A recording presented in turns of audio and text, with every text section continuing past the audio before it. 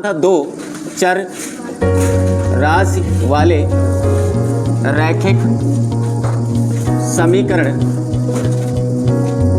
युग्म।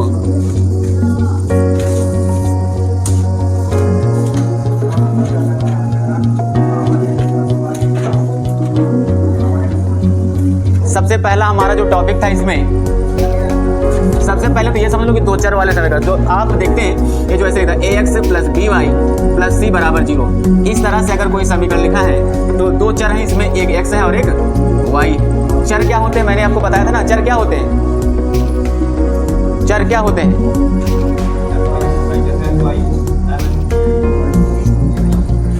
कितने प्रकार के होते हैं चर को हम रिप्रेजेंट एक्स वाई जेड से करते हैं। वे राशियां जिनका मान बदलता रहता है उन्हें हम चर कहते हैं। हर क्वेश्चन में अलग अलग मान आता है उन्हें चर कहते हैं। और अचर क्या होते हैं, जो हमेशा मान जिनका सेम रहता है वो बदलता नहीं है उन्हें हम अचर कहते हैं। और चर भी दो प्रकार के होते हैं, स्वतंत्र चर और एक परतंत्र चर, है ना, जिसका मान स्वतः ही आप लेते हैं। मान लीजिए x बराबर ऐसे लिखा है y बराबर x प्लस 2, तो यहाँ पर x की स्वेच्छ वैल्यू आप ले सकते हैं तो ये स्वतंत्र चर होता है। और इसके अकॉर्डिंग इसके मान आते हैं तो ये परतंत्र चर होता है। ये डिपेंड करता है x पर, क्योंकि x का मान बदलोगे तो y का मान बदल जाएगा। ठीक है, तो यहाँ पर दो चर आपको दिख रहे हैं x और y।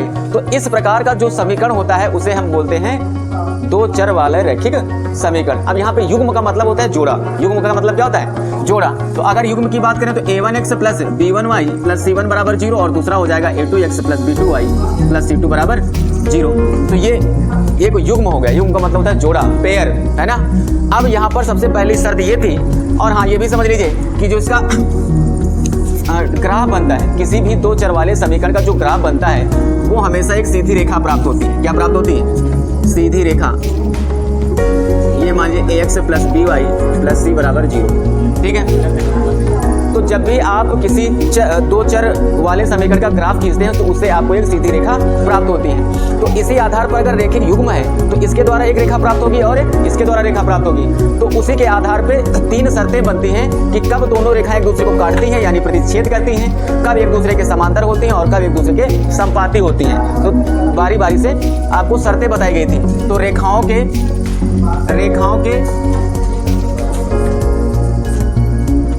प्रतिच्छेदी, समांतर व संपाती होने के प्रतिबंध।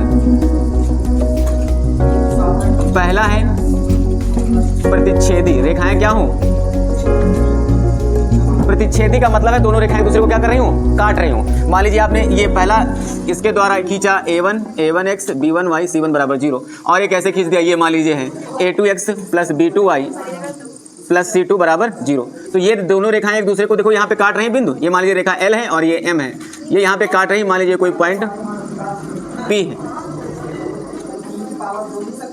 तो जब दोनों रेखाएं एक दूसरे को काटती हैं, आप ग्राफ बनाओगे तो सीधी रेखाएं ही प्राप्त होंगी। अगर ये दोनों एक दूसरे को काट रही हैं तो इनको बोलते हैं प्रतिच्छेदी रेखाएं। क्या बोलते हैं, या फिर इन्हें हम संगत भी बोल सकते हैं। क्या बोल सकते हैं, संगत भी बोल सकते हैं। और इसके लिए शर्त क्या होती है, a1 बटे a2 is not equal to b1 बटे b2।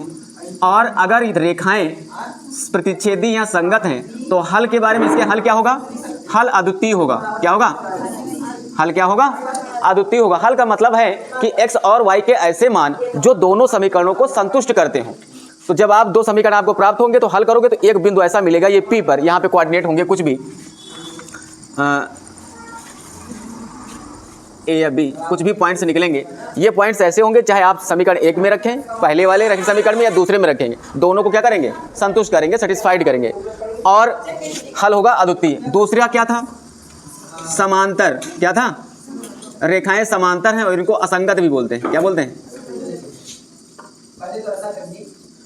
तो इसके लिए शर्त थी a1 बटे a2 बराबर b1 बटे b2 is not equal to c1 बटे। और अगर हल की बात करें तो इसका कोई हल नहीं, कोई हल नहीं। कोई हल क्यों नहीं होगा, क्योंकि रेखाएं जब कभी एक दूसरे से मिलेंगे ही नहीं। मान लीजिए रेखा ऐसे गई तो दूसरी रेखा ऐसे गई, दोनों समांतर से, आपने रेल की पटरियां देखी हैं वैसे। तो जब दोनों रेखाएं एक दूसरे को कभी मिलेंगे ही नहीं तो हल होने का कोई चांस ही नहीं बनता। तो ये हो गई असंगत, समांतर और या असंगत, कोई हल नहीं है। और ये शर्त हो गई आपकी। तीसरी हमारी क्या थी? संपाती। क्या था?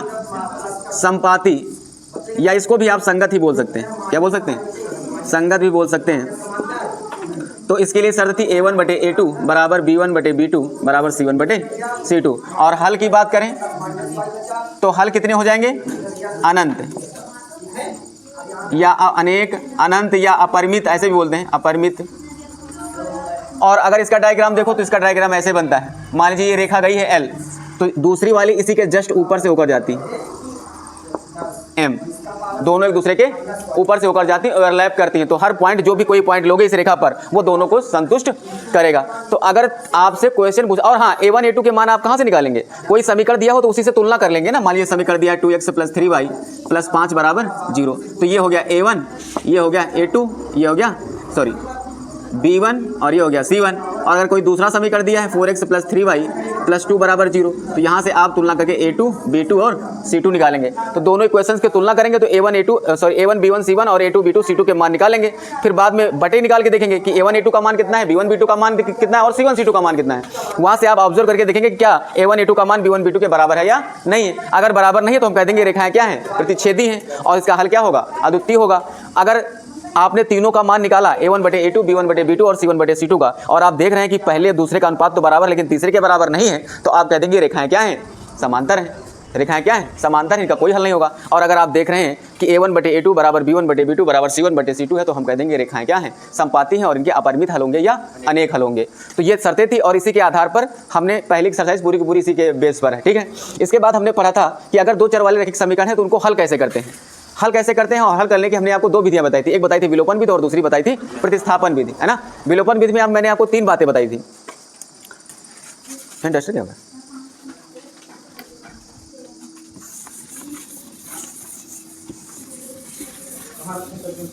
वहीं एक झिल्ली में डाल दो, एक डाल दो, एक यहीं रख दो।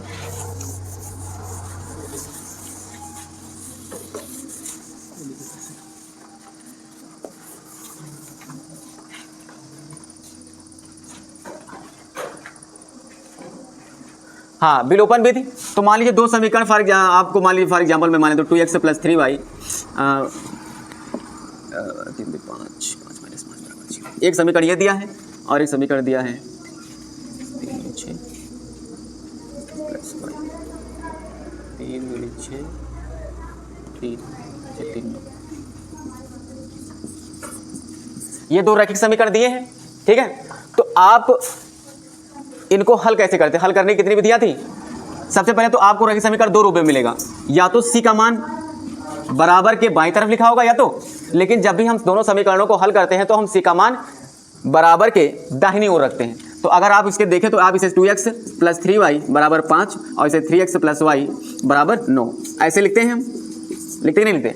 जब बात आएगी तुलना करने की कि हमें उनके प्रकृति बतानी है, रेखाओं की प्रतिच्छेदी हैं, समांतर हैं, तो जब भी तुलना करेंगे तो C इधर ही होना चाहिए। ठीक है।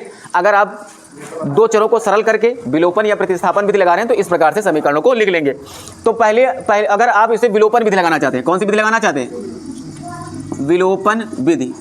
विलोपन विधि का मतलब होता है एलिमिनेशन मेथड।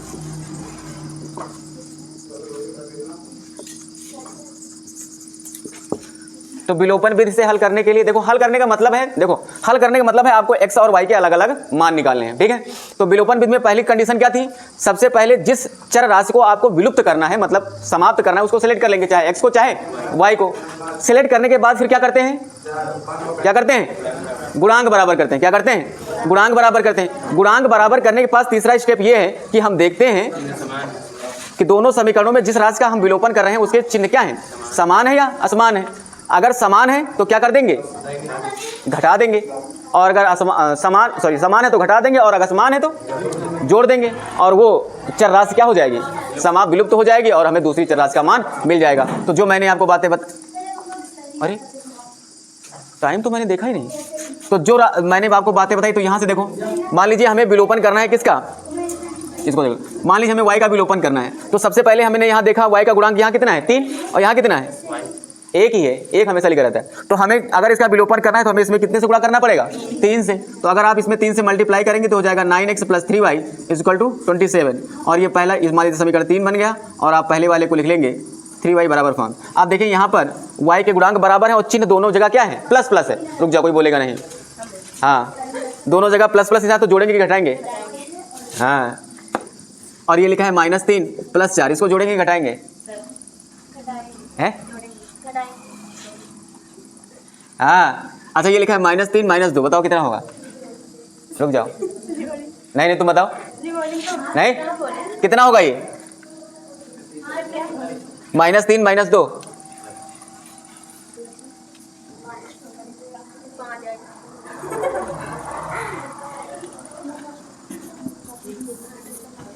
समान चिन्ह के जुड़ जाएंगे अगर अंकों की बात कर रहे हैं, ठीक है। चलिए यहाँ देखिए, तो यहाँ पे क्या कर देंगे? घटा देंगे तो नीचे वाले चिन्ह बदल जाते हैं, तो ये कैंसिल हो जाएगा और 9 में 2 गए 7x, और इसमें घटाओगे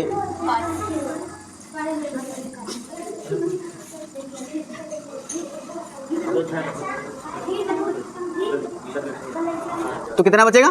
22। तो x बराबर आ जाएगा 22/7। और x का मान किसी भी समीकरण में उठा के रख दोगे। मान लीजिए यहाँ रखना चाहो तो 3 × 22/7 + y = 9। तो ये तो कटेगा है तो नहीं, तो 22 × 66, तो 9 - 66/7, 9 × 7 63, 63 - 66/7, तो y बराबर है -3/7। तो आपको 2 वैल्यू मिल जाएंगी, ठीक है। प्रतिस्थापन विधि में क्या है? प्रतिस्थापन विधि में मान लीजिए ये 2 समीकरण लिखा है, x + y = 3 लिखा है और 2x y बराबर 3 4 5 ये लिखा है। तो प्रतिस्थापन में क्या करते हैं? समीकरण 1 से चाहे x का मान y के पदों में निकाल लीजिए, चाहे y का मान x के पदों में निकाल लीजिए और उठाकर दूसरे वाले समीकरण में रख दीजिए। तो 2 3 - y + y = 5, तो ये हो जाएगा 6 - 2y + y = 5। तो यहाँ से हो जाएगा इसको ये -2y और +y कितना हो जाएगा? -y = 5, तो 6 - 5 = y, तो y बराबर कितना आ जाएगा? 1 आ जाएगा। सब विलोपन विधि में क्या करते हैं? समीकरण 1 से चाहे x का मान y के पदों में निकाल लीजिए, चाहे y का मान x के पदों में निकाल लीजिए, उठाकर दूसरे वाले समीकरण में रख दीजिए, आपको आंसर मिल जाएगा, ठीक है।